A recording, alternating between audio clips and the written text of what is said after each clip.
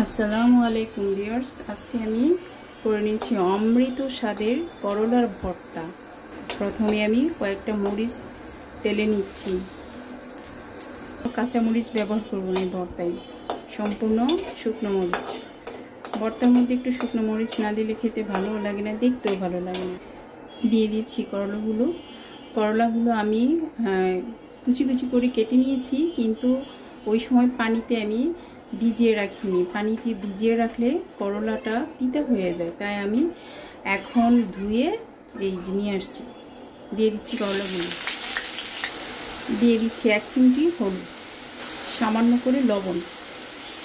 ভালো করে নেড়ে চেড়ে নিচ্ছি। যে কোনো সবজি যদি সুস্বাদু করে মাধুর্য দিয়ে রান্না করা হয়, প্রতিটা সবজি সুন্দর স্বাদ হয়। করলাটা সিদ্ধ হয়ে আসছে, এখন আমি নামিয়ে নিচ্ছি। আপনারা বাসায় ট্রাই করবেন এই করলার ভর্তাটা। আবার সামান্য একটু সরিষার তেল দিয়ে দিচ্ছি। এখানে রসুন আর চিংড়ি মাছটা ভেজে নেব। দিয়ে দিলাম রসুন কুচিগুলা। এখানে আমার একটার বেশি রসুন আছে, একটু ভেজে নিব। সুন্দর একটা স্মেল বের হয়েছে রসুনের। এখন এই রসুনের উপরে আমি চিংড়ি মাছগুলো দিয়ে দিব। চিংড়িগুলো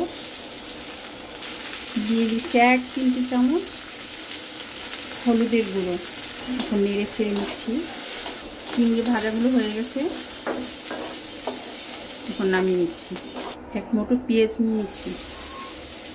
পেঁয়াজটা একটু বেশি করে ভাজবো, এটা একদম ভাজা ভাজা করে নিব। পেঁয়াজগুলো নামিয়ে নিচ্ছি। দিয়ে দিচ্ছি লবণ দিয়ে এখন মরিচগুলোকে চটকিয়ে নিচ্ছি।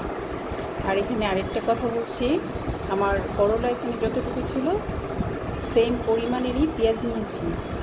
পেঁয়াজটা একটু কম দিলে ভর্তাটার টেস্টটা ভালো হয় না, তাই আমি পেঁয়াজ এবং করলা সেম মাপে নিয়েছি। এখন আমি পেঁয়াজগুলো দিয়ে দিচ্ছি সরিষার তেল। চিংড়িগুলোকে চটকিয়ে নিচ্ছি। এখন এই পেঁয়াজগুলোর সাথে এটা ভালো করে মিক্স করে নিচ্ছি। আগে আমি চিংড়ি মাছগুলো এটার সাথে মিক্স করব, কারণ এটার স্বাদটা চিংড়ির ভিতরে প্রবেশ করবে। তারপরে আমি দিচ্ছি ভাজা পেঁয়াজগুলো, তারপরে নিচ্ছি করলাগুলো আলতো হাতে এগুলোর সাথে মিক্স করতে হবে।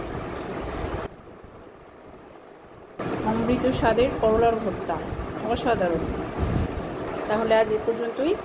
আল্লাহ হাফেজ, সবাই ভালো থাকবেন।